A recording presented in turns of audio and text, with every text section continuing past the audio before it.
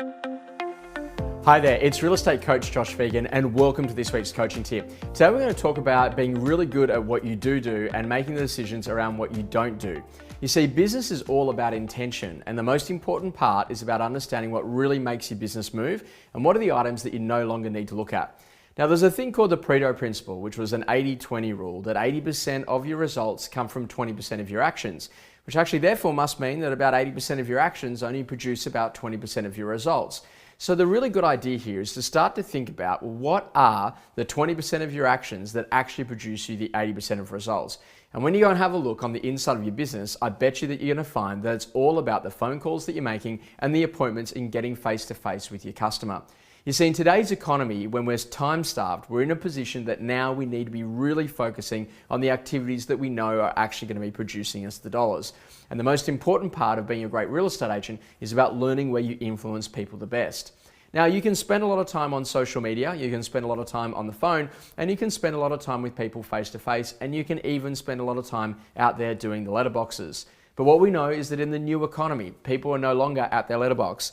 In fact, I was at my letterbox at my house for less than a minute this week. But yet, the average Australian is spending around 12 hours a week on social media in places like Facebook and Instagram. And that's all about getting the face-to-face appointments up.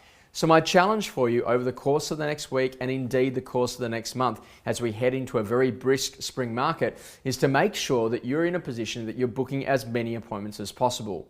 It means that at the end of every single phone call, that last 10% where you actually push for the appointment, where you ask for the approval, where you ask for the opportunity to come out and see the client is critically important because that's about you having the right hook dialogue to allow the customer to say yes and for you to come out to come and see them around their property.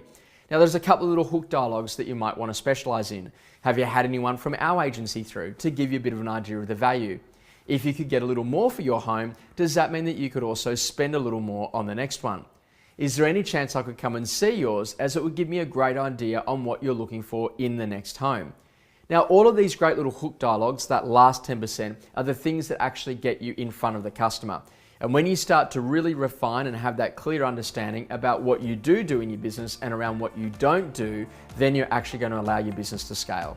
Well, I really hope that you've enjoyed this week's coaching tip, and I look forward to seeing you next week.